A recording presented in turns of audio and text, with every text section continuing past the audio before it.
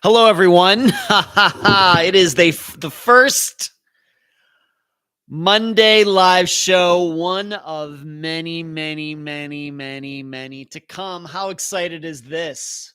Exciting. I can't speak. How exciting is this? It seems like I was just doing a live show, and that's because I just did last Wednesday.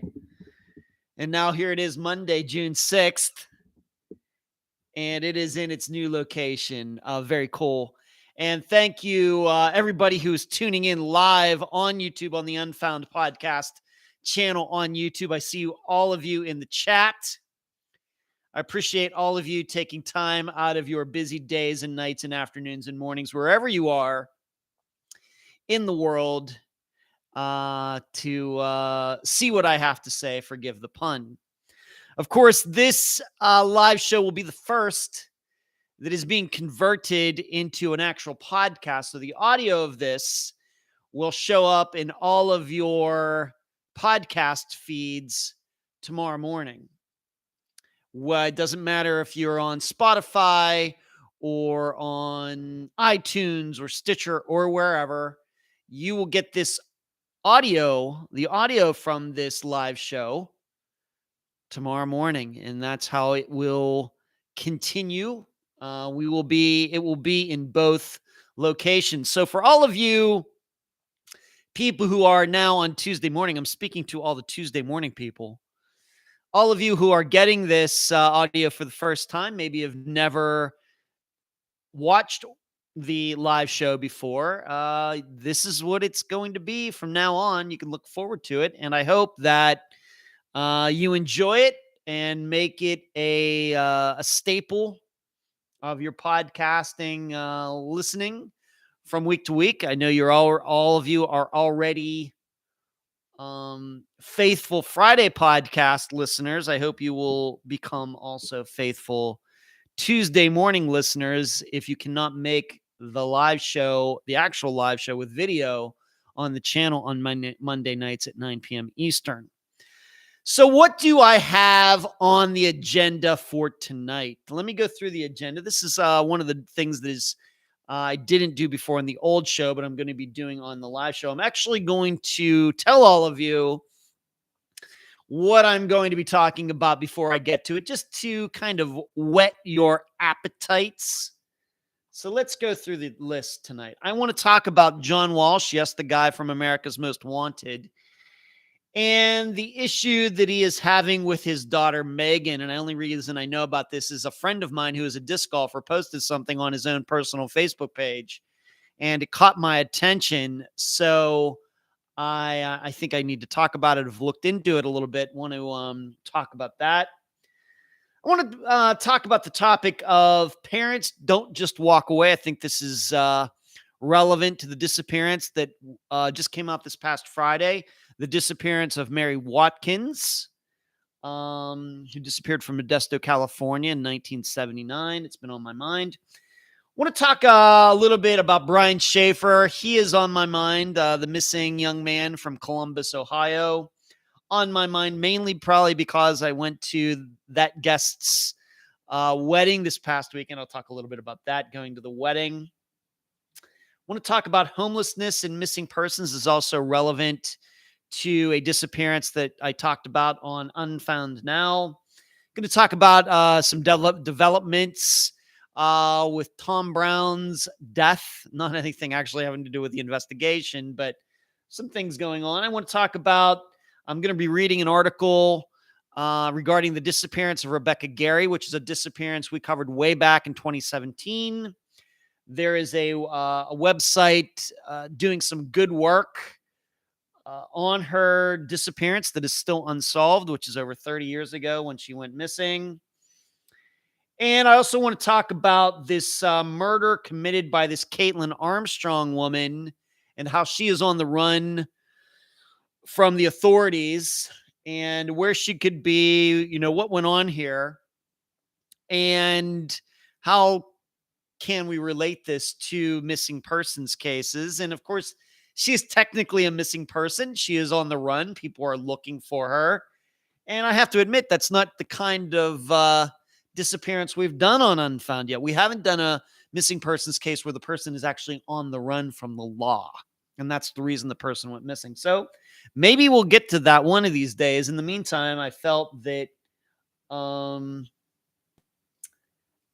talk about that story because it has made national news and the kind of the scandal involving it, especially considering the Kaitlin Armstrong. It does not seem to me had any criminal record or anything before she murdered this woman. Before I get into all of this, whether you are watching right here tonight on June 6th or you're listening to it the next day, I hope you will consider subscribing to this channel if you haven't already. It's right down there in the bottom right-hand corner. If you're watching any of the videos on the YouTube channel, please subscribe. Please share this if you think that there's anybody out there who would enjoy this live show. And like it, give it the thumbs up. I'm always reminding everybody, and especially these people who are taking time out of their busy evenings to watch it live, please give this video a thumbs up as we continue tonight for the next couple hours. And want to join? The button's down there. You can monetarily contribute to the program and you get some perks in the meantime, some cool stuff for the low price of 10 cents a day. And once again, for all of you live people, don't be afraid to hit that super chat button should you be so motivated. I'm seeing a lot of people here in the chat that I recognize from when the show was on Wednesdays, and Karen, Paula screaming, Charlotte, Jasmine, Linda, The Real. The Real is actually from Australia, coming to us from Australia. And she's also a think tank member, by the way. And the moderator, Cherie, always need her in here for any trolls that might come in. Make sure, okay. Hello, Linda, screaming. Yeah, everybody. Wave, Colin, Edmonton, Alberta. Wow, okay. Good to see you. Looks like a new name there, Aoif, or however you pronounce that name there. Welcome from our neighbors to the north. Yes, thumbs up. All right, so let's get right to this. I've already gone through many times why I've moved this show to Mondays. And if you're partaking this for the first time, you're going to see very quickly that this is a little bit different kind of show or podcast than what you get on Fridays. I think Fridays are very, of course, for a lot of different reasons, they're very serious, very buttoned up, kind of a three-piece suit type of situation. But the live show, a little more laid back. We let our hair down. T-shirts and jeans are okay. But still, a lot of what we talk about here, or I talk about, and you listen, you comment, chat, are still very serious topics. But there's a lot more opinions that are given in this live show, more than you would ever get in the regular Friday podcast. And that's one of the ways I hope to differentiate the two. So let's start where I usually start. Usually I start a lot with personal stuff. We'll kind of just mix that in as I go along. But where I want to start is with the Watkins poll. Now, the issue with the Watkins poll is that I didn't get to publish it until yesterday. So we don't have a lot of votes in there yet. This poll, for people who don't know, it is posted in the discussion group, usually on Saturday mornings, the day after the live or the podcast comes out. And I do this for the reason just to get the audience's kind of like take a temperature of the room. And I try to make the poll question kind of difficult. Sometimes it's tough to do that. It's the suspicion of what happened is very clear, and so that can make creating a poll a little difficult. But I try to make it difficult. I want people to think about the question before they answer it, and I really want them to struggle with the choice that the person wants to make. And so for the Mary Watkins poll, I thought the best choice would be asking everybody, do you believe that Mary Watkins wrote those wrote those letters to her children by choice, or was she forced? And at this point, everybody is saying that she was forced to write those letters, and what she said in them was also done by force. The other choice was that she just chose to do this all on her own. The words were her own, and in fact, maybe James Tolliver didn't even know that she was writing them.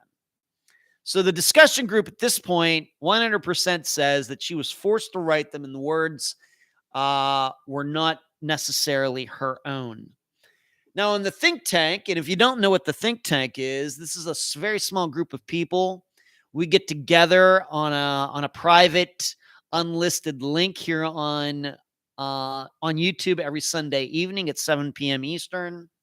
It's the only thing of its kind in all of the world where a small group of people get together to speak, to talk, and analyze a specific disappearance. It's a very private group. You have to have the link to get in there. And the way you get in there is at patreon.com/Unfound Podcast. If you'd like to become a supporter, then you too can be part of the Unfound think tank. That's something that we have been doing since the beginning of 2019, I believe. So 2019, So it's about 3.5 years old. Everybody who's in it loves it. I love it. We do a lot of theorizing, a lot of conjecturing, a lot of sparring back and forth about different theories. But in the end, nobody is right. Nobody is wrong. But everybody gets to express their opinions, and a lot of great ideas, things that I've never thought of have come out of the think tank. Well, in the think tank, I asked everybody that same poll question, and I have to tell you that the think tank was a little more nebulous. I think that the tough word in the poll question is forced. I guess there is some happy medium between being James Tolliver forcing her to write it and her choosing to write it 100% on her own. So we kind of struggled with that in the think tank. I think more people than not thought that James Tolliver certainly had something to do with her writing the letter, although not to the point that he had a gun against her head and that she had to write that, but something a little not as serious as that. But still, she might have felt obligated to write it, or he might have made some very strong suggestions that she did it, something like that. Whereas I could tell you, and I also write a blog, if you don't know, at patreon.com/Unfound Podcast for the low price of $2 a month. You can read my opinions on these disappearances that we've covered over the years. If you've been following the Unfound for even just a month, you know that I don't voice my opinions during those episodes. I want all of you to think for yourselves. We present the facts, we present the information, we present the timelines, we present what these guests were thinking at the time and what they saw, what they heard. And then it's up to all of you to determine what your theory is. You don't need theories spoon-fed to you, and that is something that I've believed since day one of Unfound. But on Patreon, at the private blog on Patreon that you must pay to see, I do express my own opinions, and it's just for the fact of showing people how I analyze a disappearance and the things that stick out to me and how I come to my conclusions. I could certainly be wrong, but I think it's important for all of you, being that I do this for a living, for you to see how I think and, maybe alter your thinking, or maybe you think I'm crazy. But the reason I started doing it way long time ago is because people wanted me to do that. So now I do it. And it's usually at least 3,000 words that I write. And it's usually posted Sunday evening sometime, although this weekend it didn't get out till Monday because I was busy all day Saturday. But I have to tell you, regarding the Mary Watkins disappearance and those letters, 5 letters that she wrote, one each to each of her children, I got to tell you, I think that she wrote them by choice, and I think that those were her own words. I think that there's a lot of reason to believe that. And that's why one of the topics for tonight, I'm just going to go into it right now, is this idea, well, a mother wouldn't do that. A father wouldn't do that. She wouldn't leave her children. Um, it's kind of become a cliche in true crime, in the missing persons community, that, well, she would never leave her children. Something had to have happened to her. And I think it's a nice thought. We would certainly love to believe that parents wouldn't do that. Factually, though, it's just not true. And I think in Unfound, we present things in a truthful way, no matter how stark that reality is. Because I think that that's the only way that we can learn things. I think it's the only way that people can start to understand disappearances better. I think it's the only way that we're going to get a handle on the topic of disappearances and learn how to resolve them, whether they're just a few weeks old or many, many decades old, is you must speak honestly about the topic.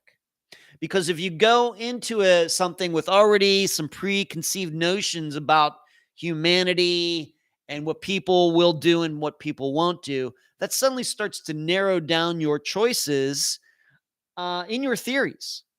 And that's the last thing you want. You base your theories based on the facts presented, not on your preconceived notions.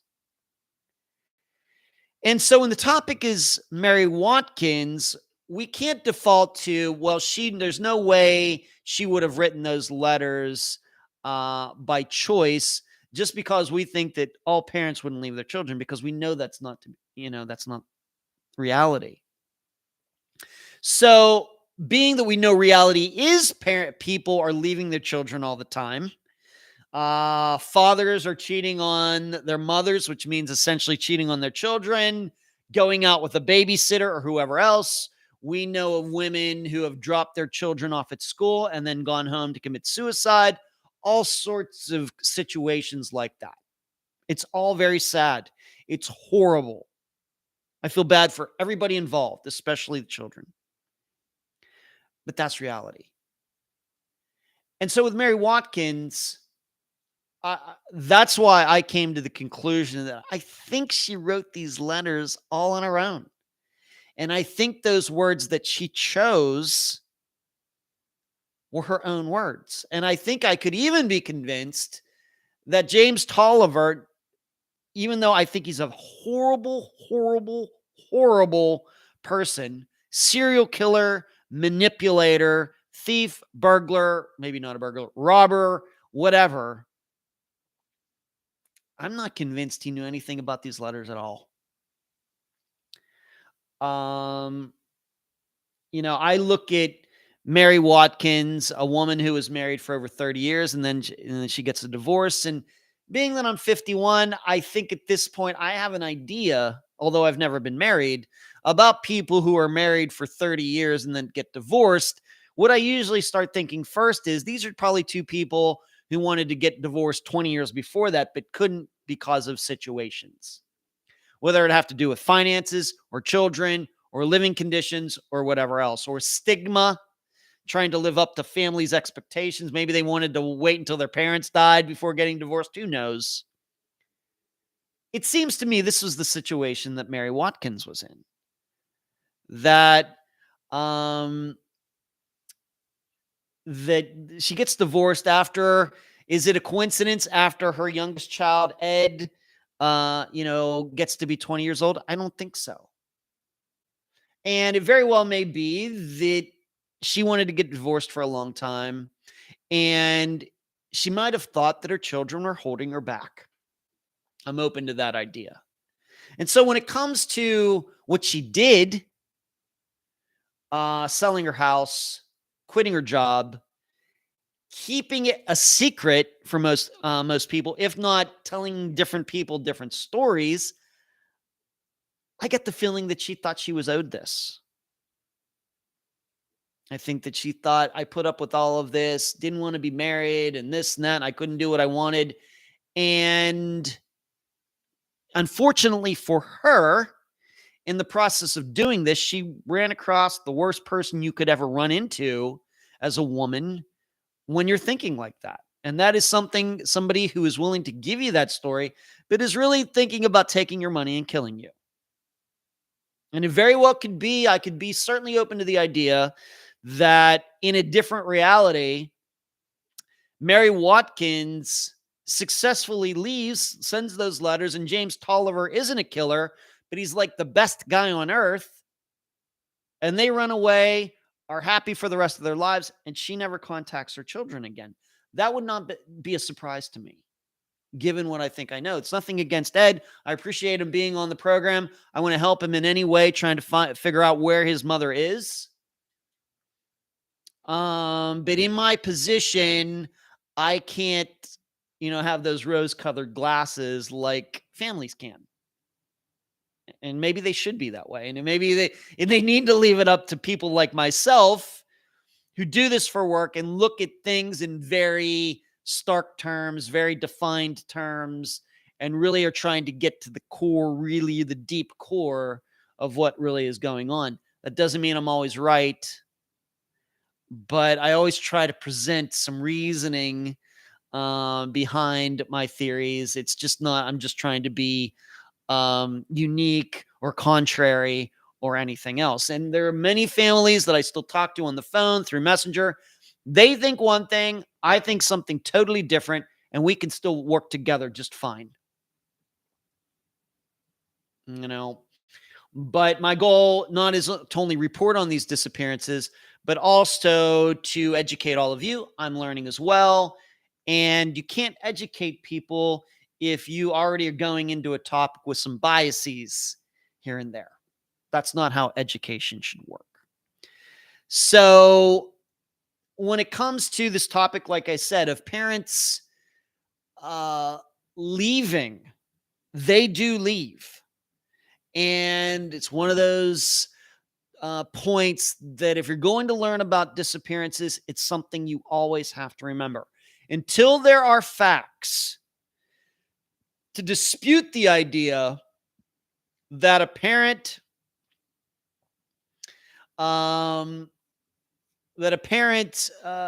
didn't run off, then that should be something that you should consider. Now, of course, if there are facts to the contrary, if there, we don't talk much about forensics on Unfound, hardly ever.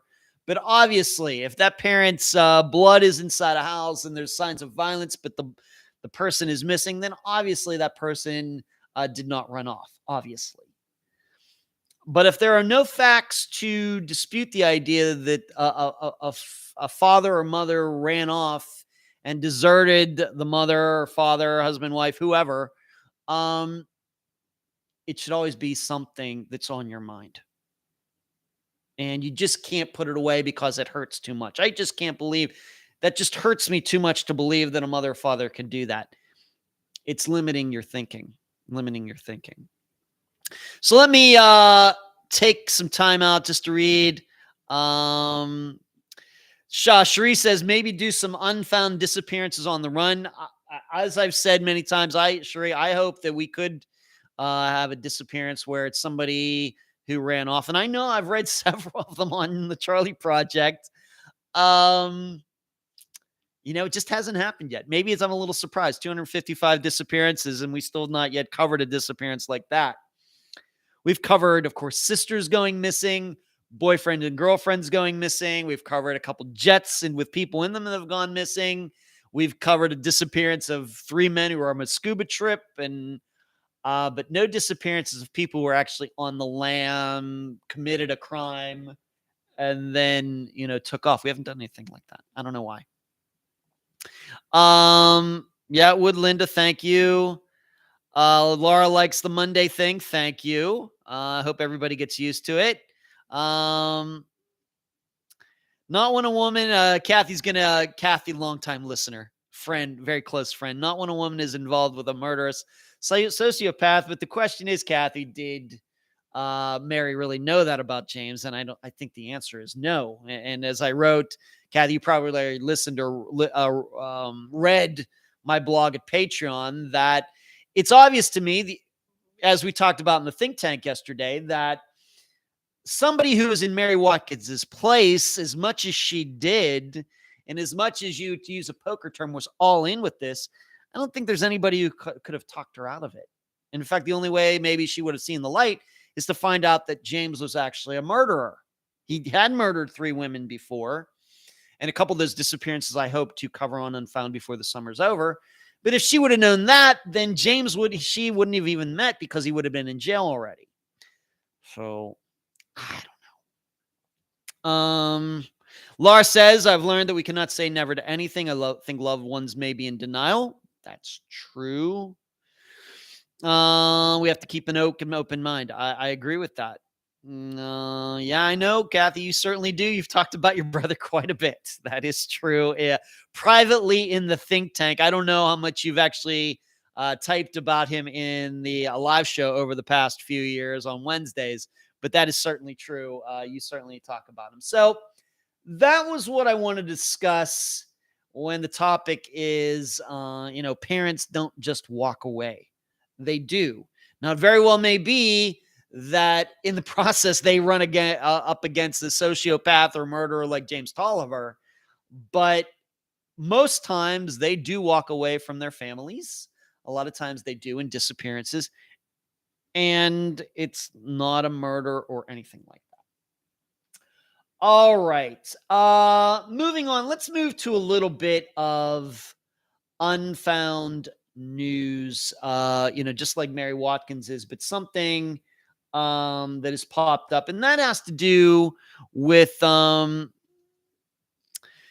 says Ryan Stuker ran off after a car accident. Right? No, there was no car accident there.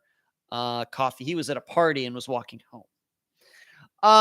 Rebecca Gary is a disappearance we covered way back in 2017, but I think it's spectacular that she is getting some excellent, fantastic coverage on the website bayoujustice.com. So that's BAYOU justice.com. And they're running they're on part 3. I don't know how many parts they're going to be, but Bayou Justice is doing a deep dive, as they say, in the 21st century on Rebecca Gary's disappearance.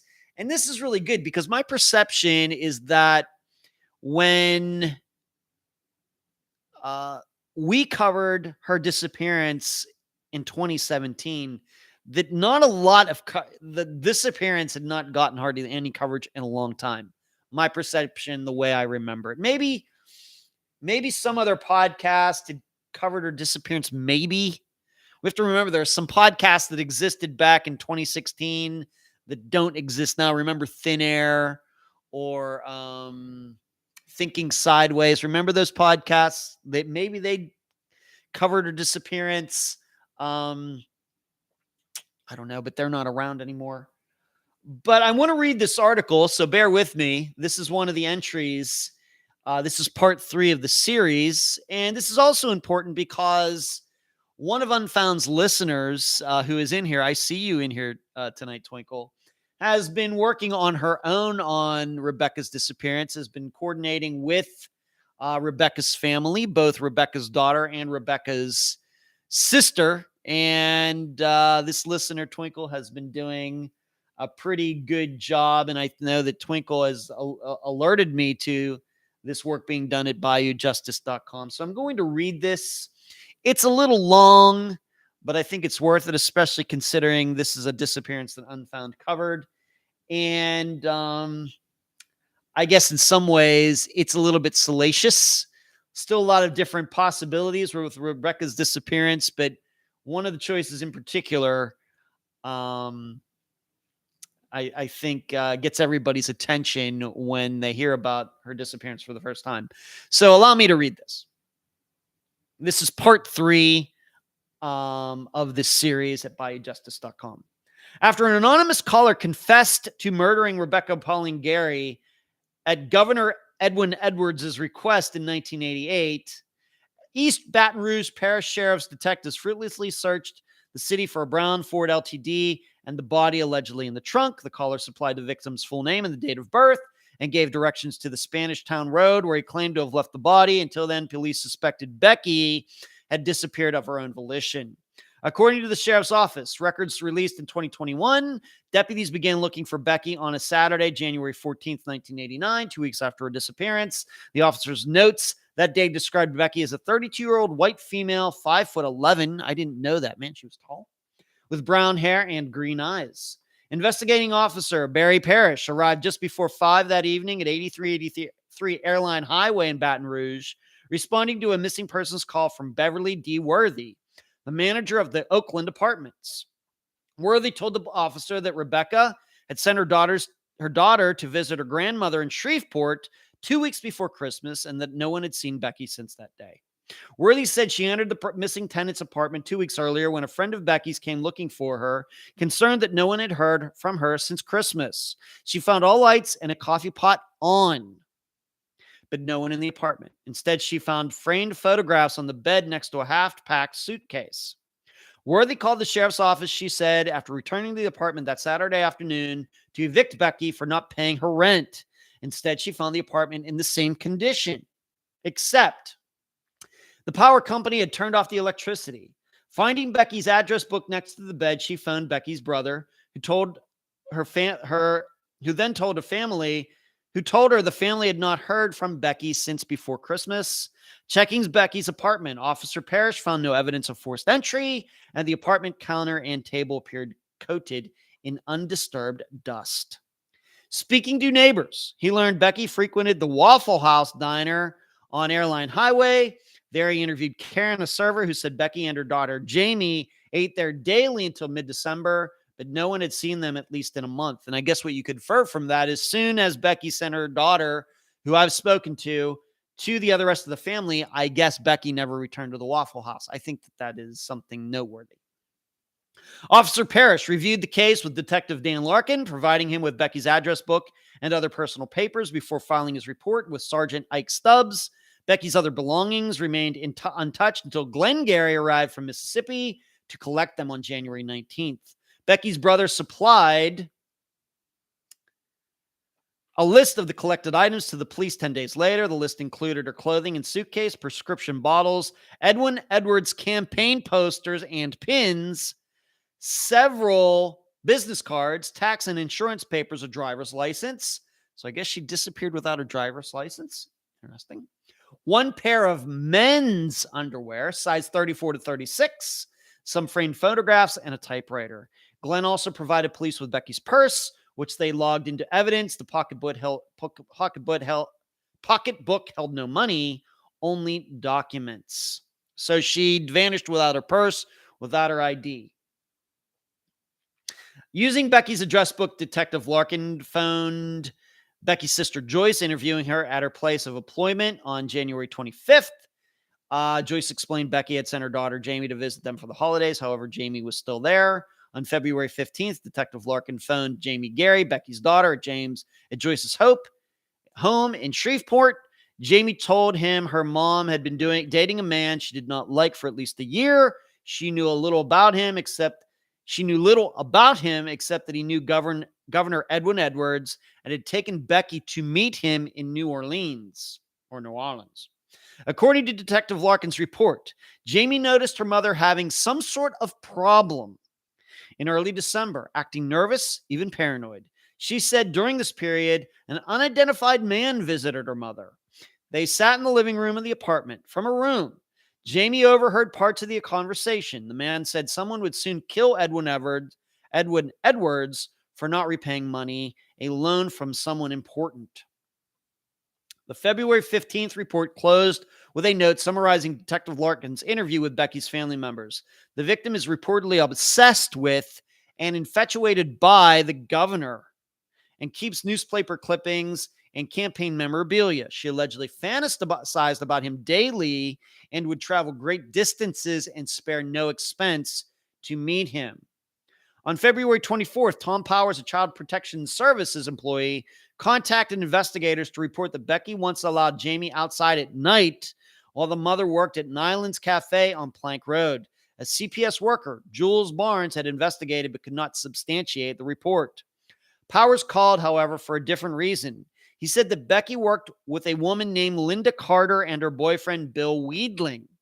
When the cafe closed, she said the couple moved to Weedling's hometown in Indiana.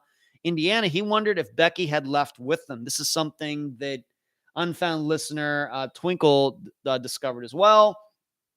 Contacting police in Indiana, Sergeant Ike Stubbs confirmed this was not the case. On April 12th, Bob Williams, Becky's employer at the time of her disappearance, told investigators Becky did not pick up her last paycheck. He said she seemed paranoid the month before she vanished and once came in with bruises on her face and arm. At the time, he said Becky dated a truck driver named Jimmy Stewart, who lived at the same apartment complex. Investigators could not find Stewart. Before Stewart, but Williams said Becky bragged about dating at least 2 married police officers. On August 12th, I guess of 1990, detectives Dan Larkin and Ben Odom interviewed Charlotte Faye Williams, a server who once worked with Becky at Frank's restaurant next door to Becky's apartment. 1 year earlier, Becky and Faye had entered into an altercation that involved hair pulling and both women losing their jobs at Frank's restaurant. This report summarizes all the facts in the police files released last year. However, some pages are missing or investigators never followed up on some of the leads. The East Baton Rouge Parish Sheriff's Office released these pages on Rebecca Pauline Gary in response to a public records request from investigator Kim. I'm not going to say her last name, but she's right here. Information they did not have to disclose unless they considered the cold case closed. I didn't know you got in here, Twinkle. This is hitting me now. Perhaps they know something we do not, something still within the unreleased pages in her case file. She delivered copies of the partially released files to Becky's family on July 9th, 2021, 3 days before Edwin Edwards died. So look at you, Twinkle. Somehow I read this article, but I mustn't have read it whole way to the end. And there you are, Twinkle. So if anybody reads this article again, wants to find it at Bayou Justice, you're going to see a name near the end. I'm not going to say her full name in this show. But this woman that they mentioned near the end is actually the Unfound listener that I was talking about, who, as I keep saying, is doing some excellent work and has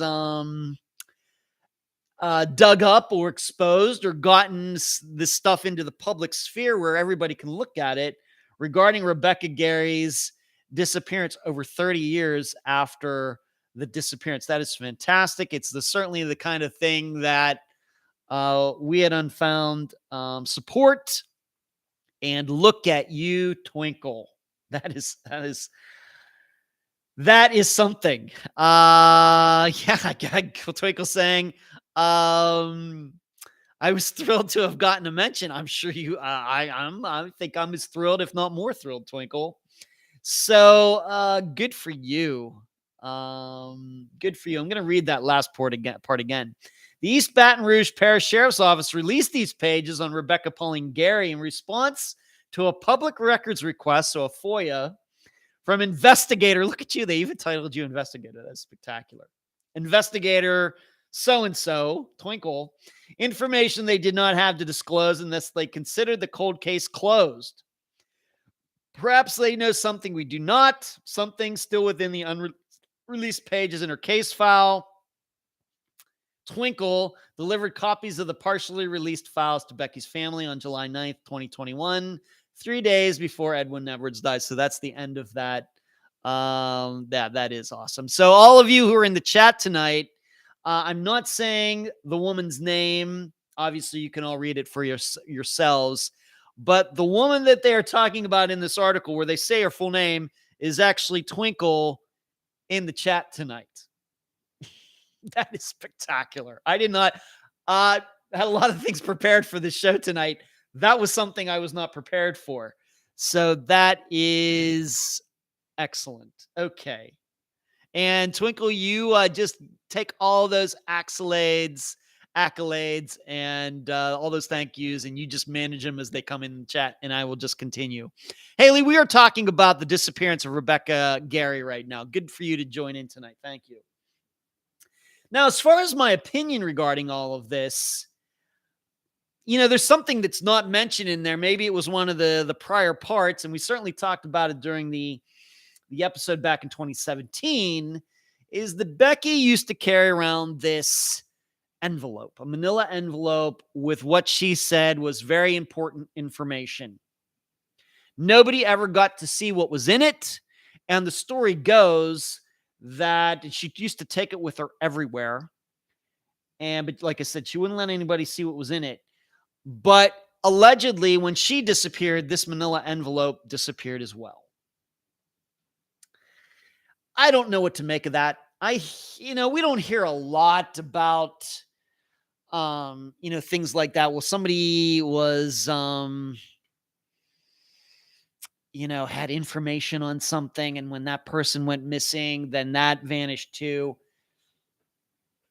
Obviously, there's a lot of stories and theories that go along with a lot of these disappearances that involve conspiracies, and more than, if we're to believe it was foul play, that a lot of people believe it involved 5 or 6 people and police and everything else. But that's it's very in the minority. But Rebecca's, though, is one of those. Still, I'm not sure what to make of it.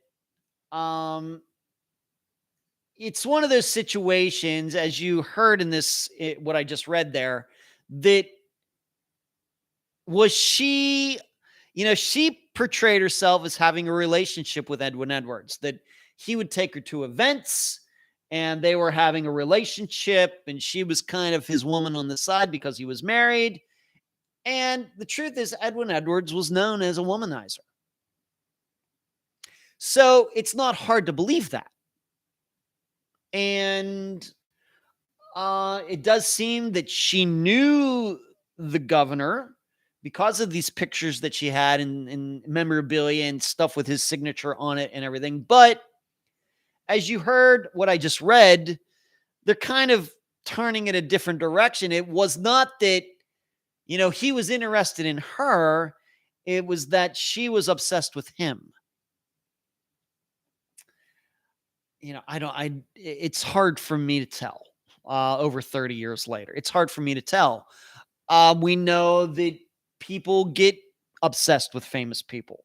We know that, I can think of that sportscaster, Erin Andrews, the man who was stalking her and devised something to look in the peephole and caught her naked in her hotel. You remember that for years ago? We know these things go on. And it's just not one particular gender or one particular, sports or politics or, entertainment or whatever else. This kind of thing goes across everything, and I'll just speak for my own country, American culture.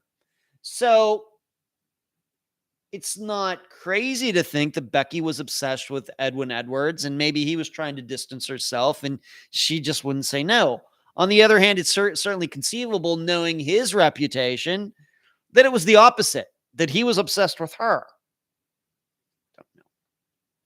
As far as her acting paranoid and all of that before we went missing, this is something that is a little more common.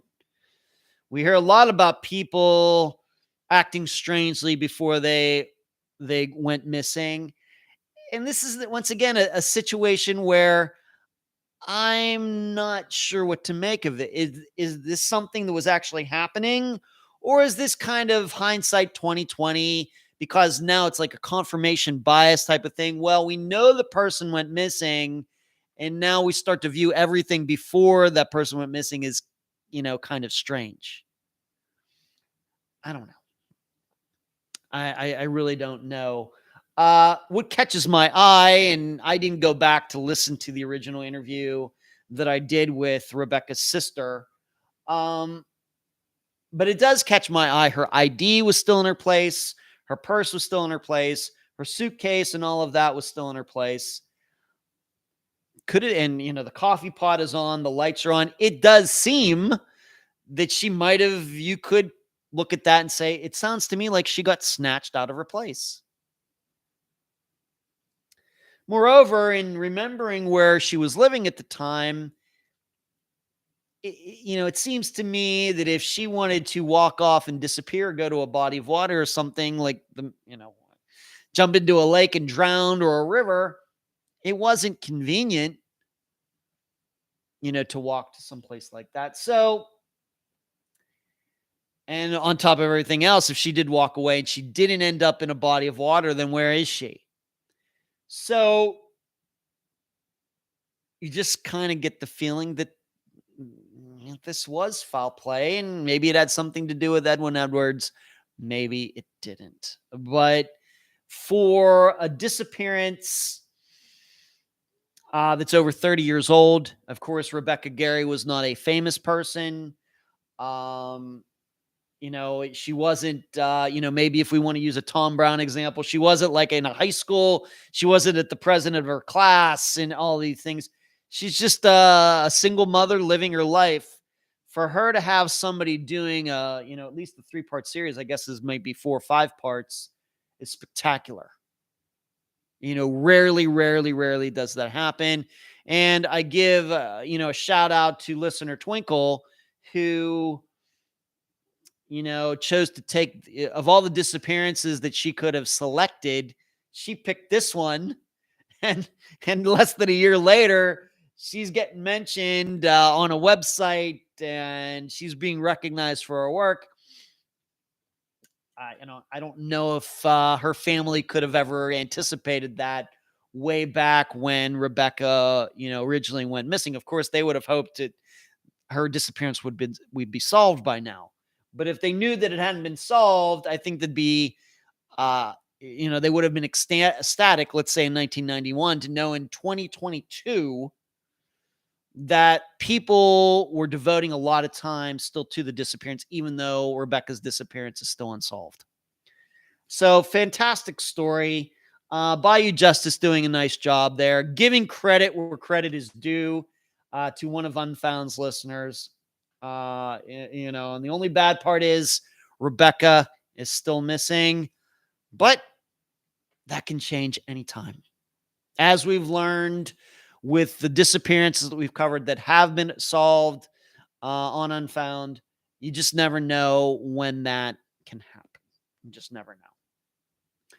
All right, moving on to other news. We'll go to something that caught my eye. It has nothing to do with Unfound, but it's kind of a major news item. It caught my eye, so I want to talk to all of you about it. And everybody can continue to give Twinkle all the shout outs for getting mentioned in this article. Please feel free to do that in the chat tonight. And anybody who is listening, once again on Tuesday morning, just the audio version of this, you should know, as these live shows happen on Monday nights on YouTube, we do have a chat room where people comment. They can comment back and forth just about, what I'm talking about or other things that are going on in the news.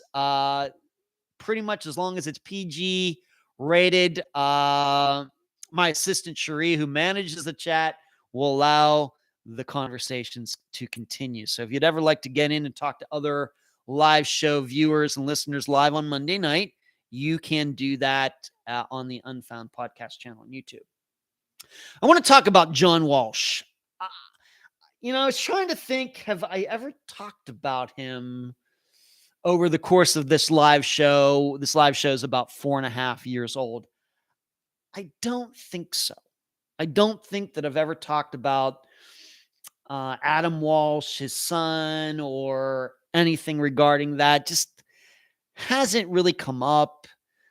I think that anybody who's been listening to Unfound for a decent amount of time or has been watching the live show for a while know that I'm not much into these high-profile true crime people. I think they love the attention a little too much.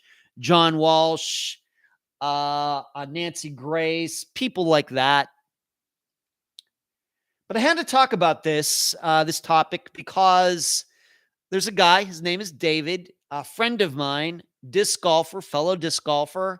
He's in the Taylor Park Club, just like I am, the Taylor Park Club that recently had somebody die in it due to an alligator attack. But he had posted something that John Walsh is, and I really don't think that David's really deep into true crime or anything. If he is, that's news to me, but maybe I just don't know. He knows I do Unfound. He knows all about that. We've talked about it. but I don't know if he's a listener or not. I really don't know. But he posted something that Meghan Walsh put on her Twitter feed. Now, you should know Meghan Walsh is, I think she was born in 82, so she's somewhere around 40 years old. And it seems that she has a big problem with her father. This is news to me. Once again, I really don't follow this stuff, and it really caught my eye. And I'm just going to read. Now, you should know, if you were to go to Twitter and go to her Twitter feed, Meghan Walsh, I think it's Meghan. There's like 10 different ways to spell Meghan. Meghan Walsh. You will see what could only be called as a diatribe, kind of a rant going on and on for days, tweeting, mainly about her father and saying a lot of salacious things. I'm just going to read a sample, 2 tweets, but this will give you a flavor. This is from Meghan Walsh's Twitter feed, and this comes from May 27th. So, what, a week ago? Over a week ago. She says, "We have evidence of an affiliate of the Auburn, New York Sheriff Department has raped and sold it online his daughter since the day she was born. They have awarded and continue to aid this man and use DCF, CPS, so Child Protective Services, to harass and threaten the mother. My father, John Walsh, knows about it, and instead he steals my children and uses the same department in New York to bring my children to visits now in the Finger Lakes, while he gets Indian River County, Florida, which is where she lives, which is on the Atlantic side of Florida. I live on the Gulf Coast side. While he gets the Indian River County, Florida, DCF, and sheriff to adopt them from me. Fraud, kidnapping, RICO, exploitation, and more, while protecting his gangs," once again, referring to her father. And that stuff that she wrote there is actually kind of mild compared to some of the other things. Now, you should know, before I get into this, that years ago, I had a girlfriend who also had some novel things to say about John Walsh, and she would have been in a position kind of sort of like to know. But I also will say this about this ex-girlfriend.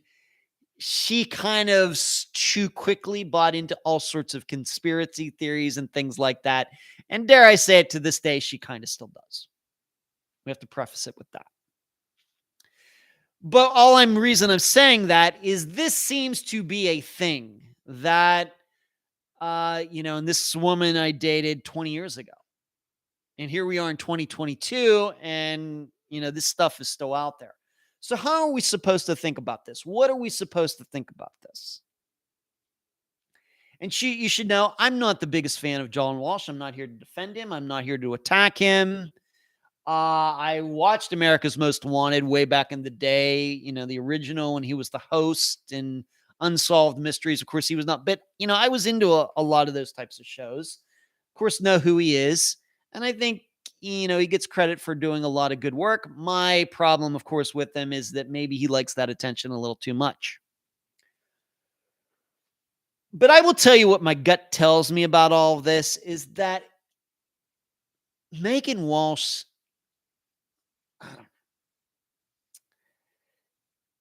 my idea is that this woman has some issues. And what tells me that is, her father is not, to my knowledge, I haven't heard anywhere where he hasn't said anything. It's obvious that he hasn't sent a lawyer, to shut her up or anything like that. I would also say that, he's been a public figure for a very, very long time. And if these things were true, I think they would have been exposed by now. Maybe we could, use the Jeffrey Epstein example. The difference is that Jeffrey Epstein was not working in law enforcement. He wasn't doing a TV show where he was coordinating with law enforcement officers and everything else. Of course, it still took time to expose what he was doing and what he was facilitating for other people. But still, he eventually did get caught. And maybe we also need to look at somebody like, remember the guy Jared from Subway? It seems he got away with his illegal activities regarding children for a long time. And then he was finally exposed. And so the question we have to ask is, if John Walsh is really that terrible, if he really is part of a group, he's really not trying to find kidnapped children. And in fact, he's part of it, which is something that Meghan tweets about quite a bit, and other tweets that she's had in the last, let's just say, month.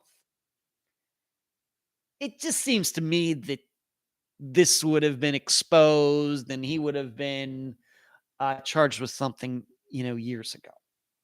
Now, I know all the conspiracy theorists are going to say, well, Ed, you're naive. You don't know what you're talking about. And to those people who said, if you think it's true, why don't you just go out and prove it?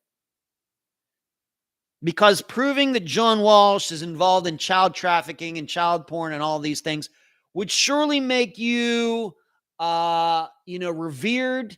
You'd make a lot of money and everything else, more than probably what you're doing now. If you think it's so true, you should go and do it.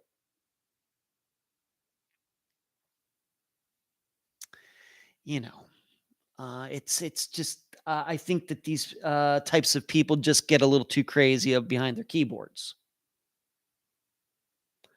So that's what my gut tells me. On top of everything, as all of you know, I've been listening to Unfound for a while, and I've talked about this before. We hear a lot of crazy stories at Unfound. Not maybe for every disappearance, but many of them. And you don't hear them maybe in the public too much because we don't like to get into that during interviews because it's all speculation and there's no facts and everything else. But I'll tell you, a lot of the guests tend to believe these stories. I don't, but they do. The key point, though, is none of these stories ever come true. As much has been made about all of them, and, oh, this person knows something, that person knows something, none of it is ever proven. And so we have to remember that. And we also have to remember that given the place that John Walsh is in our culture, he has a lot of people who would love to dirty his name because he has sent a lot of people to jail.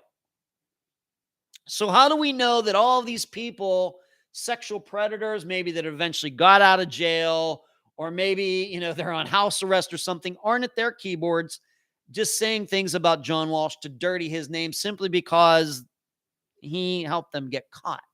Nobody ever considers that. Well, bad people have as easy access to computers as good people do. I just think Meghan Walsh, I think she just has issues. I think that if you were to look at her, she just sounds unhinged. She doesn't sound sane. She doesn't sound rational.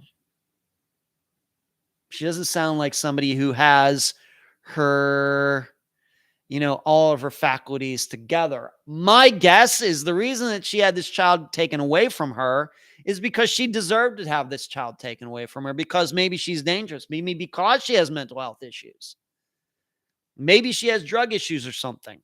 I did look up her criminal record, and you should know in 2021, there was some federal charge against her regarding lying to investigators or something like that. That's the only thing that I could find in a really quick search. But it may not have to be with criminal issues. Maybe it's just mental health issues. And, she keeps having kids, but she's not equipped to take care of them. So she just, I just think that if she was rational and sane and everything, she wouldn't be tweeting out all of this like she is.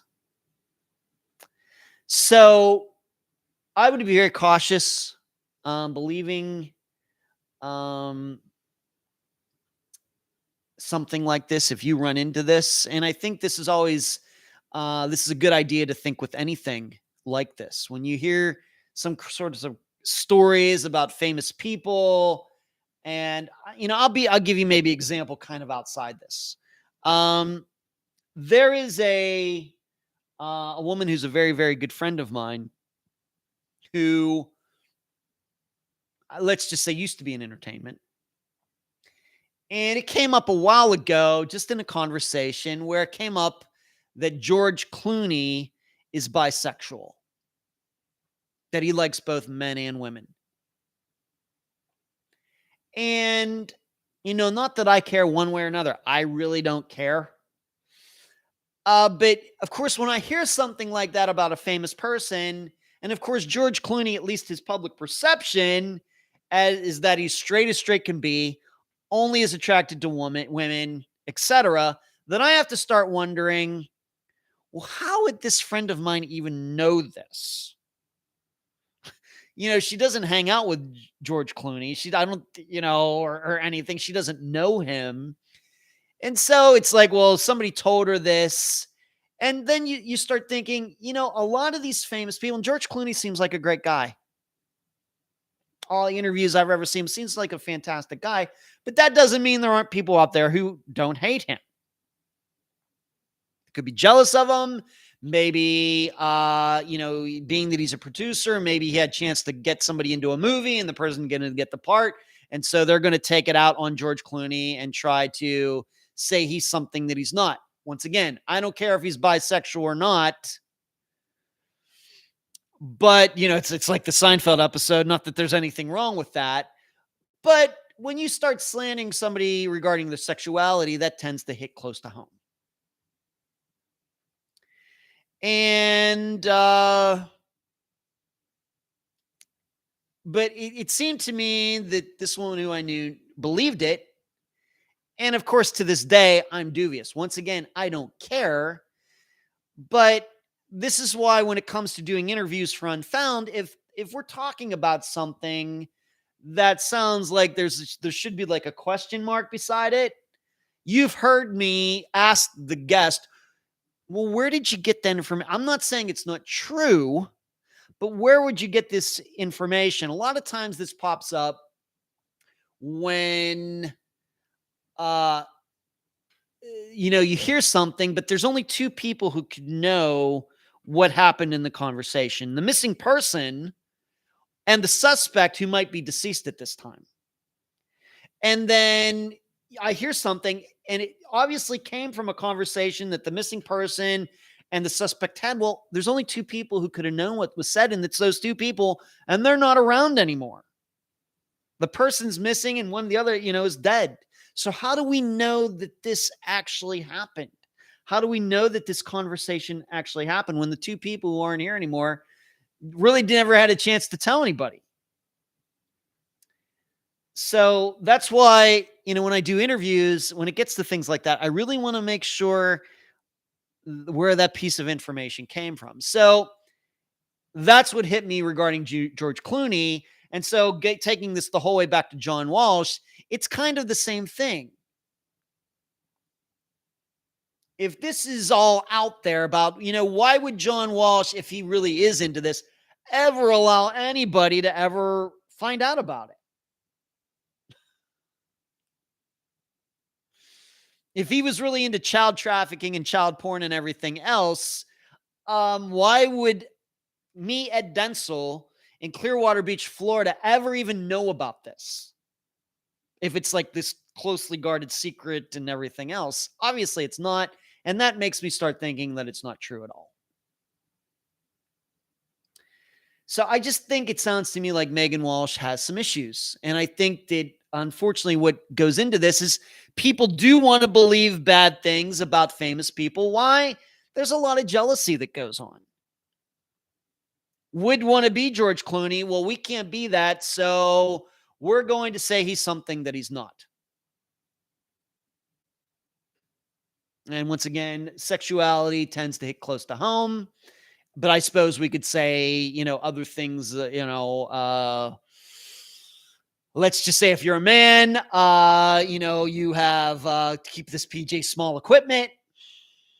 Or if you're a woman, even in the day and age of 2022, well, she sleeps around a lot. Yeah, abusing women. Thank you, Cherie. Yeah, that's another way to really hit close to home for people.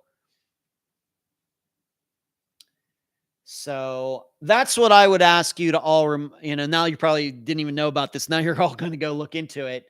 I would ask that you keep that in mind anytime, not with John Walsh. And like I said, I'm not even a big John Walsh fan, but I think you always have to give these people the benefit of the doubt. You don't know, the kind of things, the kind of people who are after them, who are trying to take them down, who are jealous and everything else. If these people want to say these things about John Walsh or Nancy Grace or whoever else regarding anything, they should provide some sort of proof.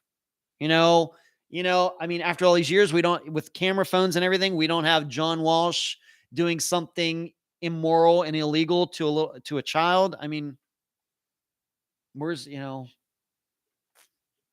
so you can all check that out. Caught my eye. She just seems very troubled. Um, of course, the other point is you don't see any of her there are others. She does have other siblings who are alive. You don't see them doing this, and I think just for our human nature, why do we like believing horrible things about people we don't know? I think that that's always a good question for not just famous people. For why do we tend to, when we hear something bad about somebody we don't know, we tend to believe it. And there's nothing wrong about believing something good about somebody you don't know, but why do you automatically believe something bad about somebody you don't know? I don't.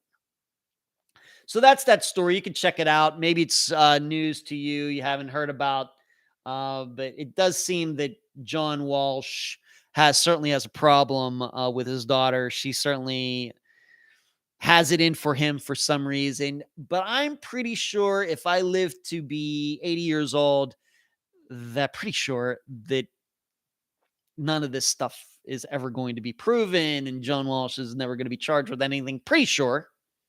Not totally sure. Pretty sure. Let's move on. Back to maybe hello, Jill. Good to see you tonight. Jill, longtime listener, longtime live show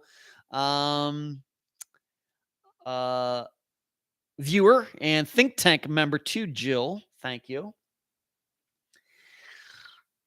I went to a wedding this weekend. I just need to talk about it very quickly. I left here at 7 a.m. I got to the wedding location. I don't even know what the town was. I'm going to be honest. I was just following my ways and it got me there.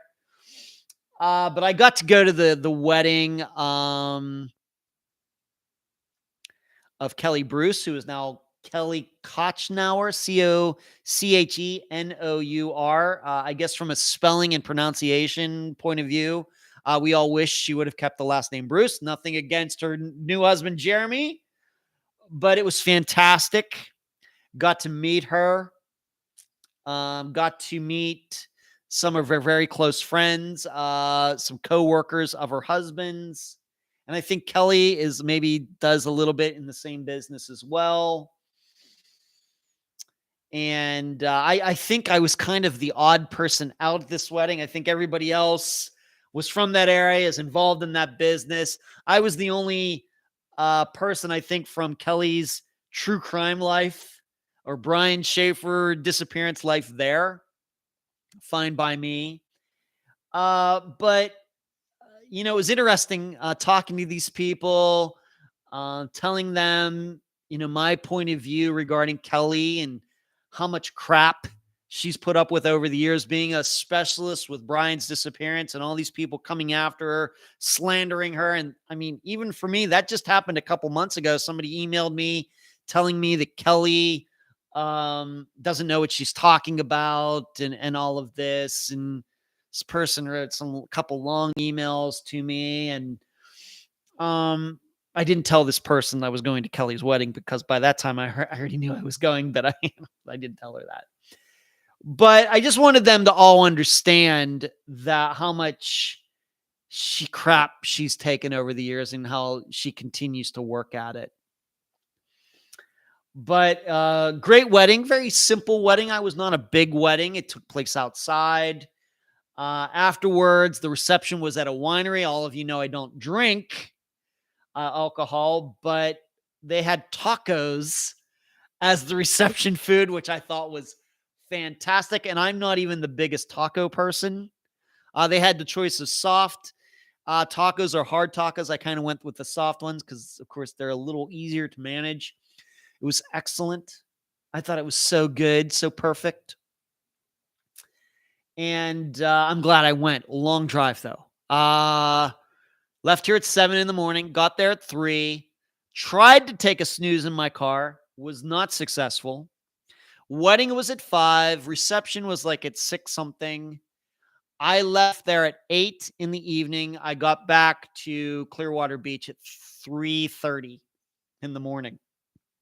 And then I slept till like 1 on Sunday afternoon.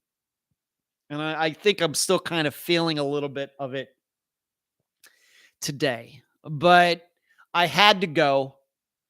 I was so honored to be invited. And everybody and all my longtime friends know that I'm not a big wedding person. But I had to go. I'm glad I went. Fantastic meeting Kelly in person. We got a picture together that was posted. I put the joke there that I also do bar mitzvahs. And it was good. It was good. So I wanted to tell you about that. Yeah, as Shree's saying, Team Kelly, yes. And Marlene saying, great picture of you and Kelly. You're talking, her wedding dress was beautiful. Yeah, it was great. Yeah. And Linda, looking in the chat here, Linda's talking about the Imagination podcast, season 2, episode 14, Meghan Walsh and Penny, L.A. Shepherd, America's Most Wanted, John Walsh, Traffic, My Children. Yeah. I did not listen to it, Linda, but just looking at that podcast, other things that they've done and everything, has a story. Everybody has a story, and it seems maybe the connection is a little unstable. Okay, it's back. All right. Moving on. What do I want to talk about next? Done that, did that. Yes. Let's talk about the recent Unfound Now. Of course, it was just made public yesterday. I hope you got to watch it. It was the disappearance of Marie Peter Toltz, hyphenated Marie Peter Toltz. She went missing back in April from LA, and I've already did the video. You can watch it. It's now public. I hope you will take the time to do so. That's that monthly series that I've been doing for 2 years. Really enjoyed doing it. That very unique circumstances, but gives me an opportunity to talk about the topic, the topic of homelessness and how it relates to missing persons cases. Because it seems that Marie's boyfriend, who went missing the year before, and is named Valentine, well, I'll just call him Val. He went missing the year before, so in 2021, in April of 2021, it seems he was homeless that whole time, and actually right in the area where he and Marie lived together. And so is that possible? Is it possible that he left his life? He's living on the streets of LA. His girlfriend is still living in the apartment that they shared, and they never had any contact for the past year. How conceivable? And then, of course, unfortunately, he ended up being deceased on the Woodrow Wilson school campus. And then just a few days later, then she goes missing herself. What are we supposed to make of that? I don't know. I can tell you a lot about missing persons cases. I can tell you a lot. As you know, I can classify them. I've told you that it's important to establish facts and be able to read those facts and be able to put the disappearance in a particular category, because I think that helps in the analysis of them. You know that I've spoken to criminal justice majors at a variety of campuses. In fact, I just got another presentation scheduled for this coming September at a new school. I'm very excited about that. You know, the people in criminal justice with criminal justice experience, like Dr. Telesco, certainly respect what I have to say about missing persons cases. They know that I'm legitimate. They know I'm earnest. They know I care about getting things right. But I have to be honest, when it comes to homelessness and missing persons cases, I don't have a good handle on it.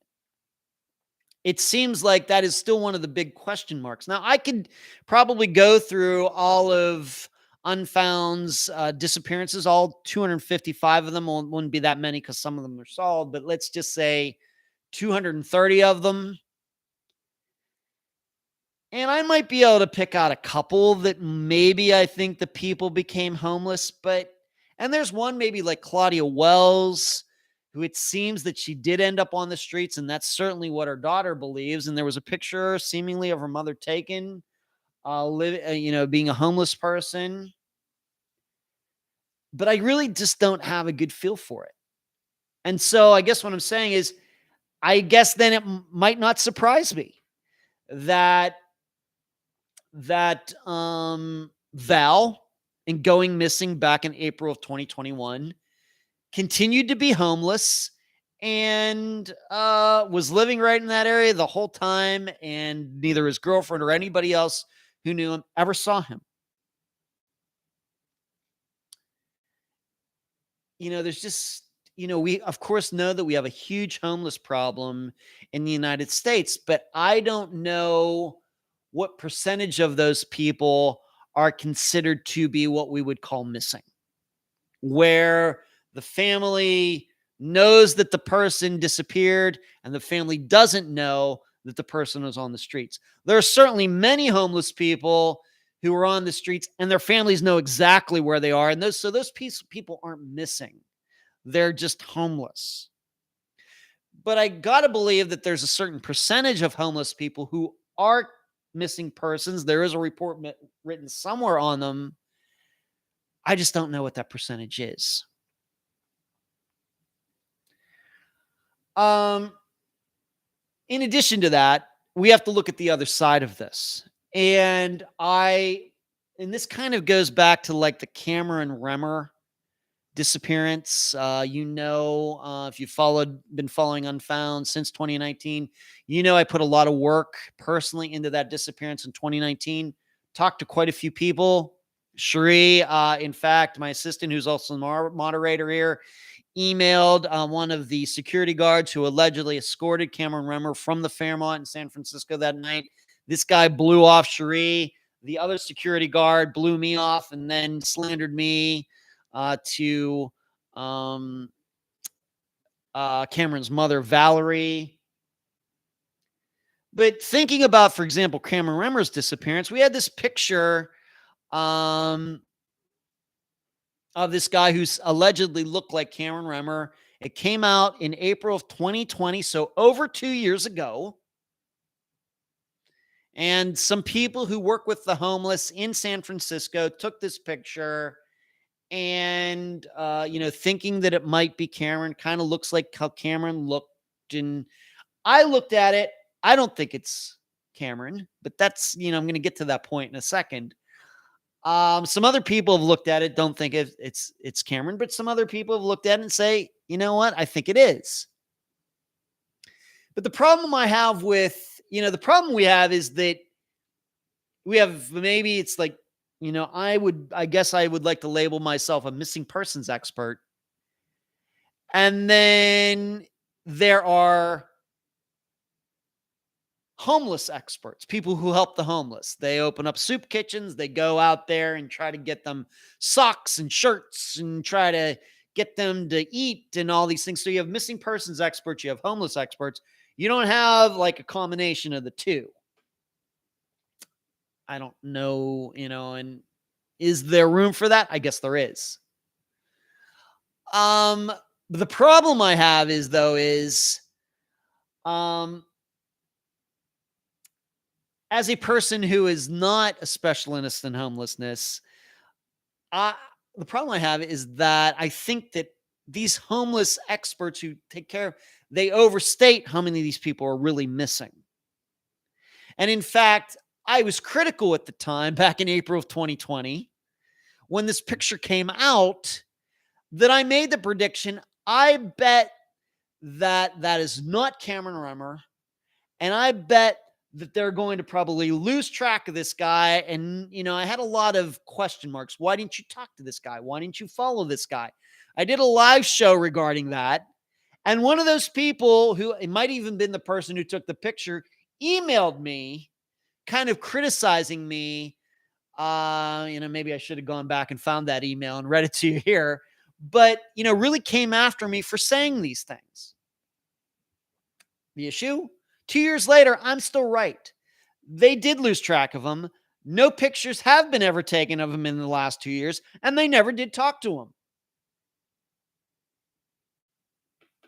So when it comes to, if there is a component of missing persons, meaning homelessness, it seems to me that the homeless people who are that experts on that side of it need to do a little better job. If you know that these people might be missing people, then, and if you take a picture and you think it's a missing person, you should never let that person out of your sight. But I realized these people were very critical of me, did not like my words 2 years ago, but unfortunately I ended up being right. That doesn't mean that I'm an expert on it. It doesn't mean that I know everything that's going on. Maybe I just got lucky.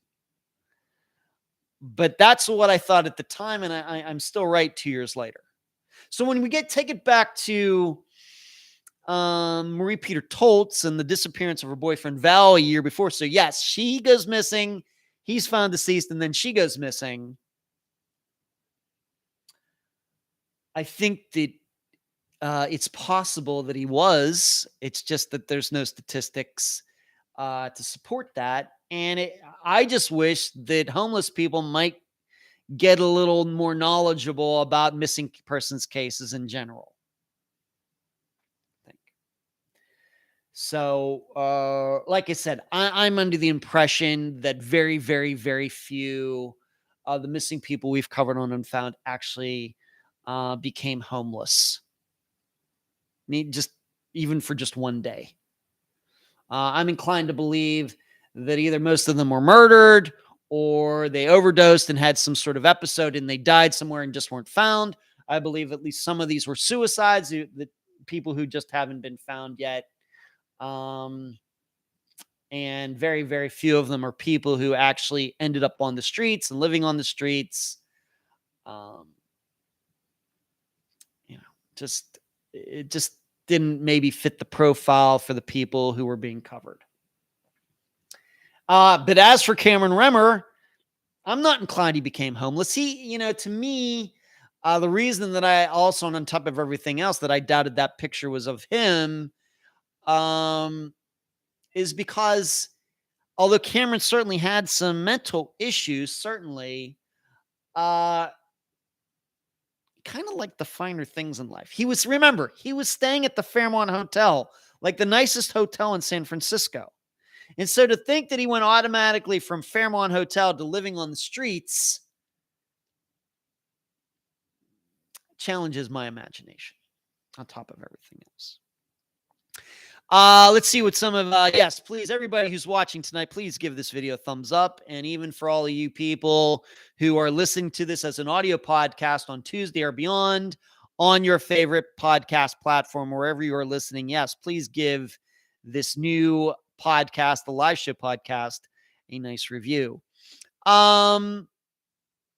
Twinkle says, this could be a whole new area to research missing persons among the homeless. I would say that we certainly need somebody who can kind of make that bridge between both communities, Twinkle, certainly. Sheree says people do not become homeless overnight. It's a process. Most people struggle with homelessness before they disappear. The truth is most families know where their family members are that are homeless. Ever seen Soft White Underbelly? I'm a member of our local homeless coalition. There you go, Sheree. I don't think I knew that. Kathy says San Francisco has a population of almost 800,000. The whole Bay Area is 3.3 million. Very, very slim chance the guy in the pic would be Cameron.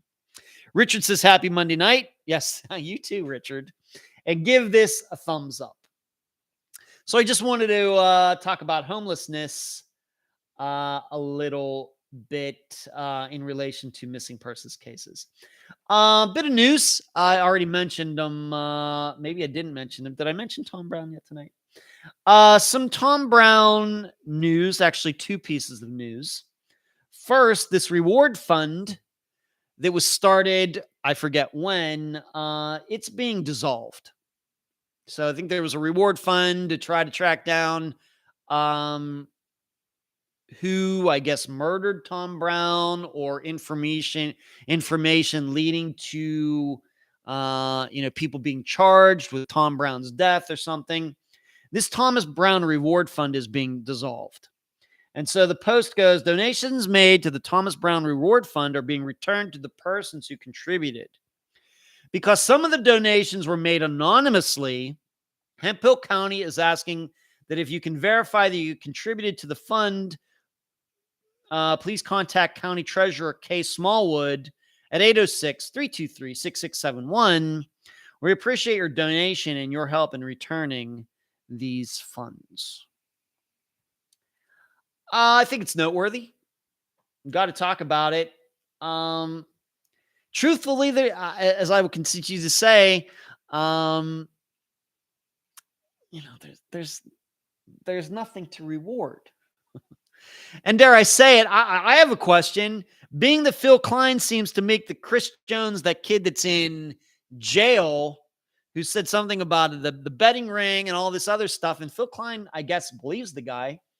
Why hasn't he been given this reward money? It seems that Phil Klein believes this kid is giving out a lot of actionable material. Why hasn't this kid been given any of those reward funds, maybe toward his lawyer or something?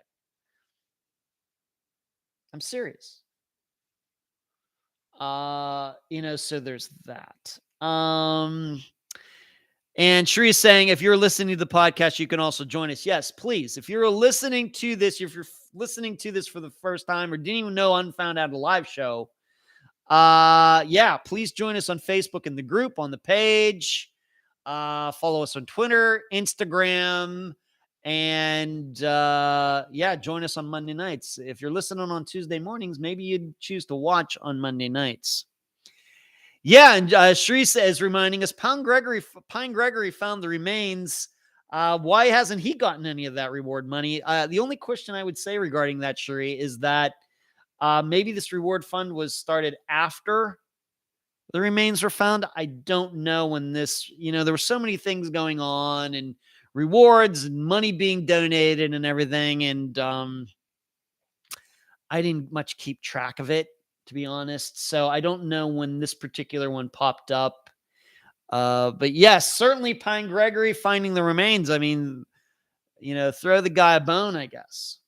The other news, though, is that it seems, and they even have it on video, of a sign getting ripped down in Canadian Texas again. Now, what first comes to my mind is this first happened right before I went to Canadian back almost 3 years ago. It's hard to believe it's going to be 3 years ago. Where is the time going? But in July of 2019, I drove to Amarillo. There was a kind of meetup started by my friend and listener Charmin in Amarillo. And then the next day I went to Canadian, cruised around with Penny and her son Tucker. We went to all these different locations. And the hot topic at the time were the signs that got ripped down. Not the second time, but remember, there was a first time and then the second time. And I was interviewed by local news in Amarillo, and I really just said on camera, what is the big topic going on? And I said, I think the first thing that needs to be done is figure out who ripped down these signs. And I don't think that they ever proved who ripped down the first set of signs, but they caught the person who ripped down the second set of signs. And what was surprising about that is the guy ended up being some pillar of the community. Coincidentally, he was part of the family of that building where the videos were all taken, all the videos you now know about that are on this channel, this YouTube channel. It was the guy whose name is on the building where those videos were taken, the Abraham building. And I think that his reasoning was that those signs were, giving the town a bad name. And I think he was really worried because they were going to be having some festival, and a lot of people from out of town were going to be coming to Canadian Texas, and they were going to be seeing all these signs about Tom Brown being missing and Tom Brown being murdered. And he thought that was going to affect the town in a negative way, and the people wouldn't come back. So that's why he was tearing the signs down in the middle of the night, but he got caught. Not sure if he did so the first round of signs were getting ripped down. I don't know if he's responsible for this, the most recent time. I don't know. But what caught my eye is something that was written on the Phil Klein Investigations and Consulting page. Now, I will tell you, I think that I have been, Cherie says that also Pine was getting paid tax dollars when he found them. Yeah, I guess they can't give a reward out to a guy who is supposed to be, it was him, although he didn't intend to find the remains, I guess. He was doing it on company time. And I guess, you can't give a reward to somebody who, I guess Pine got caught doing his job, I guess you could say. But getting back to this, this ripping down of the signs topic in Canadian Texas that just happened within the last couple of weeks. You should know something. I think, and I'm going to try not to break my arm while patting myself on my back. I think that I'm very honest when it comes to the effect that Unfound has on disappearances. I think that certainly we have moved many investigations forward. We certainly exposed a lot of things in 2019 regarding Cameron Remmer's disappearance, no doubt about it. Even though that disappearance was 8 years old, I think it helped his family understand a lot more about that night. And of course, Cameron is still missing and everything. But I think that, seeing how those security guards reacted to being contacted and a few other things that went on, certainly we have had an effect on many of the disappearances, and more than just the guest being on the podcast, certainly. But I think I'm also very honest. What some of these get solved, I will say, you know what? I don't know how much of an effect Unfound had on the outcome. I don't know. Maybe a little, maybe a lot, maybe none. I don't know. But I think that if I were to go down through all 255 disappearances, I think I'd be able to pick out the ones that, we certainly helped in these ones over here, but on all these other ones over here, unfortunately, I'm not sure we've had an effect yet. That can always change. But I think I'm very honest about that. I'm not looking to get credit when credit isn't due. In contrast, somebody on the Phil Klein Investigating and Consulting Group wrote this. I'm not going, and I'm not going to read this because this person is a follower of Unfound. She's in the group, and I'm not here to make fun of her. This is really a criticism of Phil Klein. But she wrote something along the lines, well, isn't it interesting that right after Phil Klein was in town or something like that, that these signs got ripped down, as if to say somebody must be feeling the heat from Phil Klein or something. And what does Phil Klein himself, or maybe whoever is typing for that page, what does this person write in response? we get it. As if that's actually true. Now, there's no proof of that. There's no proof. We don't know who ripped down the signs. We don't know why they were ripped down.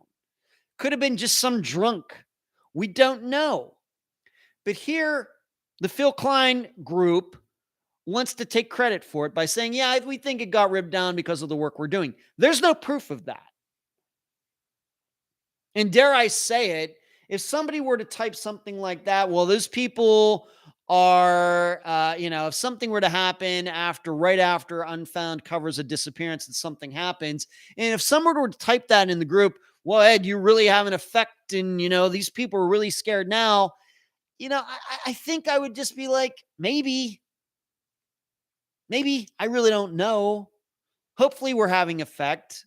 I don't know if there's any proof of that. I don't know if there's causation and any correlation, but maybe, hopefully, but I don't really know. Whereas Phil Klein, he just can't help himself. He just cannot. And like I said, maybe he didn't even write this, but it's his page. They just can't help themselves. So I wanted to point that out too. And if any of you are maybe members over there, and I think you don't even have to be a member of the page to see what's being written there. Here's what I think I know.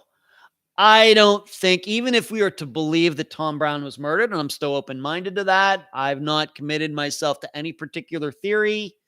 All I will do is negate a couple, the theory involving Penny covering up Tom's suicide and all that. I will say that I'm not going to subscribe to that one, but other things, maybe I could.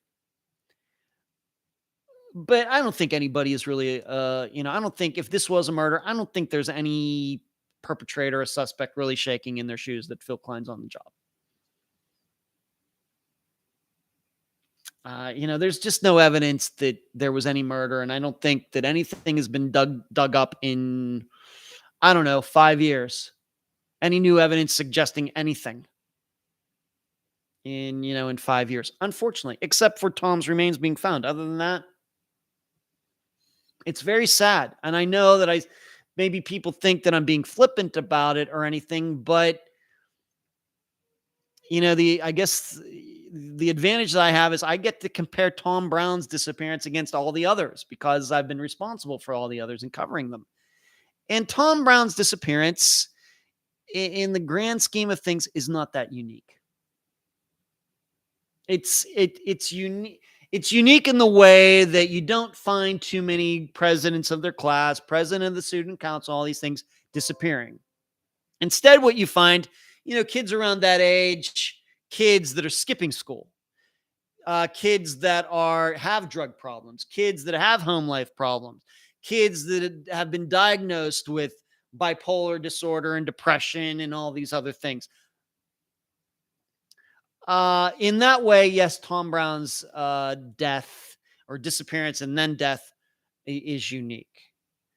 But you look at young man going missing, remains found out in the middle of nowhere.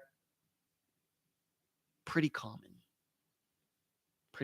But I think it's because of he isn't in all those other groups of addict and, all these things is what then makes people say, then he must have been murdered. And that's not deductive reasoning. That's deductive reasoning. All right, moving on. Did that.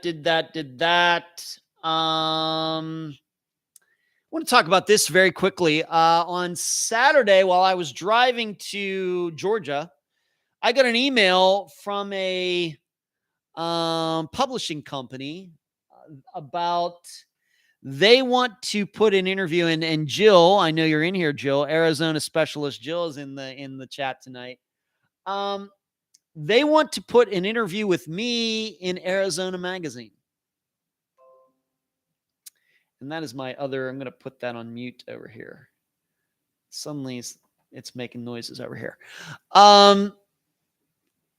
They want to do an interview with me that will be in Arizona Magazine sometime this summer.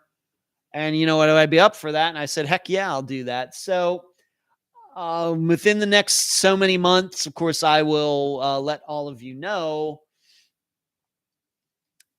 There's going to be an interview somewhere about me. I think it's more one of these things where they send you like a questionnaire and you just type it out. I don't know if it's actually, going to be talking on the phone or anything. I think it's just going to be answering a bunch of questions about myself, providing some pictures, providing some background on the podcast, how I got into it, stuff like that. But you have to say it's unique in that I live in Florida. And here I am getting contacted about being in some magazine in Arizona. I have to admit that, could it be because of the disappearance we just covered recently, Daniel Villarreal? Maybe.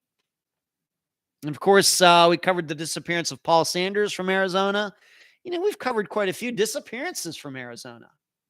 Mikkel Biggs, among others. So maybe that has something to do with it. But I'll be happy to do, I'm going to look at this. They sent me a link, and I'm probably going to look at this after this show is done tonight and see what questions they want answered. And I'll have to provide some pictures. And so be looking for that. Once again, I don't know when, but as some of you know, as much as interviewing as I do, I don't do much I don't get interviewed too much myself. Even when I'm with Dr. Telesco, it's not really, talking about the podcast or anything. It's talking about a specific disappearance. It's not me talking about my background or how I got into this or anything like that. So this kind of situation is unique, and we'll see how it goes. Also, I had mentioned that there's going to be another speaking engagement for me. I think it's going to be September 20th, which is a Tuesday. And it's going to be at Florida Southern College, which is right over that direction in Lakeland, which is like halfway between Tampa and Orlando. So I think I'm going to be speaking there on that day to, I think, 2 different classes. And I am certainly looking forward to that. You should know that Dr. Telesco and I have worked out a date for my next appearance at Nova Southeastern. I'll be going down there again. That's going to be, I think, just a couple days after that. I think we decided on September 22nd. So I'm going to be in Lakeland speaking. And then I'm going to go down to Sunrise, Florida, or wherever that is, and go down there to speak. And I know that I'm going to be going to Louisiana in the fall as well to speak up at Northwestern State again. And probably I'll be going to Florida International again. So that's going to be at least 4 speaking engagements this coming fall. And man, if I could get 2 more lined up, and that would be 2 with 2 new schools, I think that would be pretty cool. So that is moving forward. All of you know that it's really important to me. And I had to put it off so long because of COVID. And finally, that's getting going. So it's really nice. All right. I want to talk to you now. We're almost done, almost getting to that 2-hour mark. And I only have one more topic, I think, to cover. And that is, have you been following this woman, Kaitlin Armstrong, who murdered I guess what you'd say, the other woman? I'm just going to read one article. This has been going on for some time now. I think this happened in, maybe not quite a month ago in Texas, but I'm going to read this. Kaitlin Armstrong. Caitlin Marie Armstrong, the woman accused of murdering professional cyclist Anna Mariah Wilson in Austin, was dropped off at the New York Liberty International Airport a day after Austin police obtained an arrest warrant. The U.S. Marshals Lone Star Fugitive Task Force said on Monday in a release.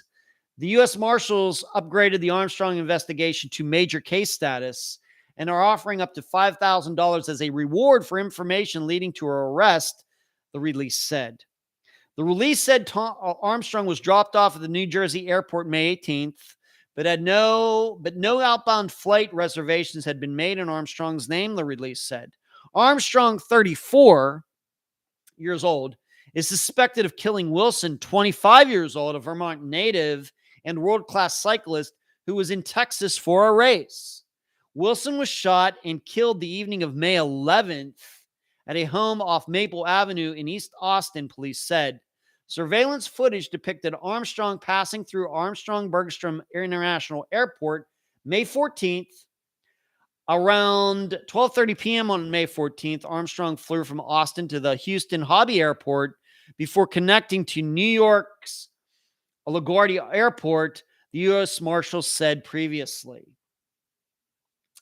And U.S. Marshals described Armstrong as white, 5'8", and weighing 125 pounds. She has long, curly, light brown hair and hazel eyes. She was last seen wearing blue denim jacket, black shirt, pink design on the chest, white jeans, black and white tennis shoes, and a black COVID-19 mask with a possible yoga mat holder on her shoulders.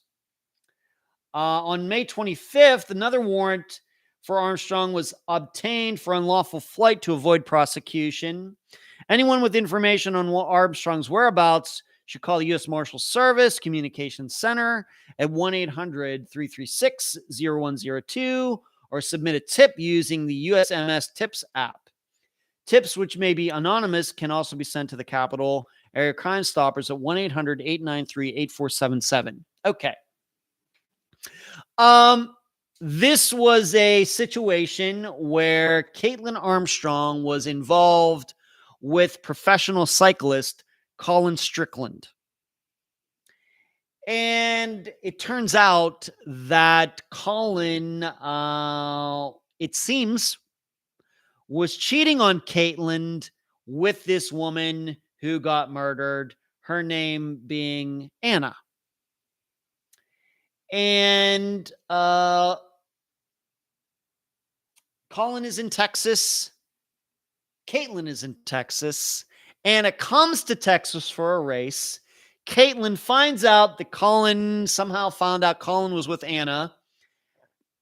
And Kaitlyn tracked Anna down and shot her and murdered her. And as I read there, a few days later, I think while police were still trying to figure out, what happened here, she flew to New York, stayed there for some time. And then a few days after that, she got a ride to the Newark Airport, Newark, the New Jersey Newark Airport. But as you heard in this article, there's no proof that she actually took a plane anywhere. She might have wanted to make it look, because she knew, of course, the people were, eventually going to be after her. She made it look like she was taking a plane somewhere else, but they could not find any records that she ever did get on a plane. And we know, at least here in the United States, it's pretty difficult to get on a plane these days without showing ID. And, it's very difficult to try to fly using a fake name and all of these things. So they are fairly confident that she only got dropped off at the Newark airport and did not take a flight. So she kind of, faked it. So, of course, it's been a while. It's almost been a month since this murder has occurred. She is on the run, and this is also very early in the show tonight. Sheree and I had mentioned, we haven't covered any disappearances where a person is on the run. And who I was talking about was somebody like Kaitlyn Armstrong. Police believe she murdered this woman. She is now this murderer is now a missing person. She was on the run. Well, could we ever cover a disappearance like that? And the answer is yes. So, but this also shows why I continue to say that relationships are the number one cause of disappearances. And you should know Colin Strickland, what I've read is he's keeping a very low profile these days. He has secluded himself because why? Well, he's afraid that maybe Kaitlyn is going to want to track him down too. Now, of course, the big part about this is this just shows, as I continue to say, that people are capable of anything at any time. I think maybe that if 10 years ago, if you had encountered Kaitlin Armstrong and said to her, 10 years from now, you're going to murder a woman, I'm sure Kaitlin Armstrong would have said, I would never do that. I could never do that. I would never do that. I just can't. No way. There's no way. Well, here she is, and she did it. And why? Because her man was cheating on her. And I think this is what we have to remember when we, especially the man said type of disappearances, where you have a man and woman together, and then the woman goes missing, and the guy says, I just don't know what happened. And the guy doesn't have a criminal record, and he's known as being a pillar of the community, and all of these things. But still, we need to suspect these men of doing this because really they're just like Kaitlin Armstrong.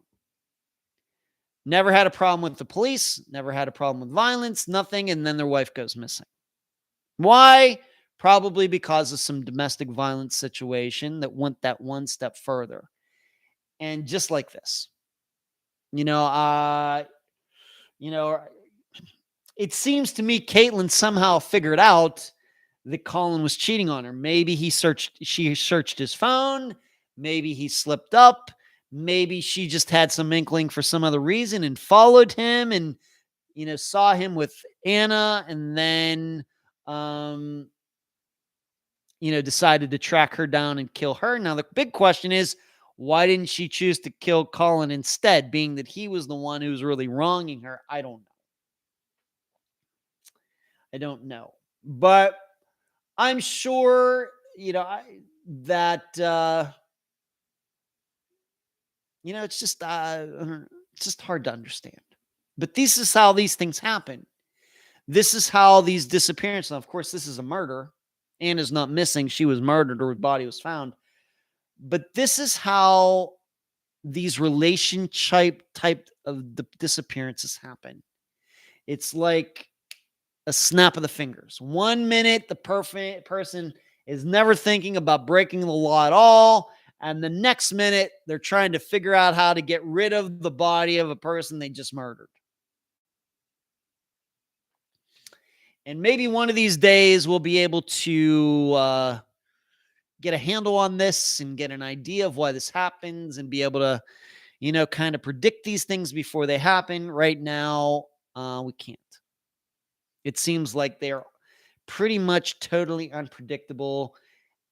I'm guessing that if Colin Strickland ever really thought that Kaitlin Armstrong was capable of murdering somebody, that he probably wouldn't have done that. I think maybe instead he would have broken up with Kaitlin. Who knows how she would have taken that? But if he thought she had the capacity to kill some other woman, that he would have surely broken up with Kaitlin before moving on to Anna. At least that's the way it sounds. Maybe maybe what we don't know here is maybe he did break up with Kaitlin and she was stalking him. Maybe there's that. Either way, Kaitlin Armstrong seems to be a murderer. She's on the run. There are many pictures out there of her. And it seems like she wanted everybody to think that she eventually went to the Newark airport for a flight, but there's no proof that she did that. More likely, hello, I know who Charles is. You're allowed to, family is allowed to interrupt my flow, Charles. That's my nephew, Charlie, by the way. Hello, Charles. But she's on the run. And my guess is that she got dropped off at the Newark airport and then caught another Uber or Lyft or taxi and went somewhere else. And maybe that's what they're trying to figure out now. So that is everything that I want to talk about tonight. So let's move on, as we always do with the live show. Finish this up with this Friday's episode. Now, because we're so early in the week, I don't have a title for the episode yet, but I do know the disappearance we're covering, and the interview was done last Monday on Memorial Day. It's the disappearance of Bradley Stracener, Stracener. He disappeared on October 30th, 2019, so the day before Halloween. And it's weird that, not long ago, we had the disappearance of Steve Davis, who disappeared on Halloween. And I think we have another disappearance that happened on Halloween as well. But we now have this disappearance the day before Halloween of 2019. He disappeared from Leesville, Louisiana. And his mother, Tony James Doyle, is the guest. She's been doing a lot of work lately, doing a lot of interviews. There have been some more searches that have been done recently she talks about in the interview. And this is a situation where Bradley had some troubles in his life. He did have an addiction, and he was living at home with his mother. But at the time, he was driving his girlfriend's car. And that day on October 30th, the plan was to return this car back to his girlfriend. And Tony saw him leave. Her understanding is that's what he was going to do. He was going to return this car. And she wasn't sure maybe what he was going to do after that, but driving this car back. But he never made it to his girlfriend's. And the next day, or maybe a day after that, the car is found only 0.8 miles from Tony's house. It's backed up on this road to this gate. There was some like a forest there or something. And coincidentally, it was right next to the property of the ex-wife of Bradley's former boss, if you can follow that. And we talk about that in the interview. And of course, there was a search done. Nothing was found in the area. Of course, Tony will talk about how the car, maybe the seat was up a little too far for Bradley to fit into it in the driver's seat, but he was never seen again. And as you would suspect, as we've gotten and kind of anticipate when we have these disappearances that involve an addiction or suspicious friends or people around the missing person who have criminal records and things like that, lots of rumors in this disappearance, but we don't really, as you would suspect, don't go into any of them. However, we do talk about the possibility that there might have been foul play, and we talk about a couple people who, have been maybe mentioned a lot since day one regarding this disappearance. So once again, this Friday, the disappearance of Bradley Strassner, October 30th, 2019, Leesville, Louisiana. His mother, Tony James Doyle, is the guest. Fairly long interview. We had some technical issues with Zoom regarding this, but I think that it's once I start working on the fixing it all tomorrow, I think in the end it's going to be just fine. It's just going to be a lot of work on my part, but I don't think you're going to suspect that. Like I said, we had some communications that went in and out and sideways, but I think in the end it ended up being fine. I'll be able to put it all together. So that is this Friday. And you should know the interview for next Friday's episode is already done. I did that interview today. So the June 17th episode, the interview has already been done for that one. I love being able to at least work a little bit ahead. So that's it for the first ever Monday live show and the first Monday live podcast for all of you who are listening to it on Tuesday morning, June 7th, or whenever. So what did we talk about tonight? John Walsh and his daughter, the concept of parents don't just walk away. Got to mention Brian Schaefer a little bit. Homelessness and missing persons. Talked a little about Tom Brown, Rebecca Gary, Kaitlin Armstrong. Talked about the interview that I have upcoming with Arizona Magazine. I have a speaking engagement that has been lined up. A lot of good topics tonight. Pleasure talking to all of you. And this is how these live shows will be. A lot of in-depth coverage, a lot of talking about missing persons topics, reading articles, offering opinions on them, of course, discussing some unfound stuff that is going on.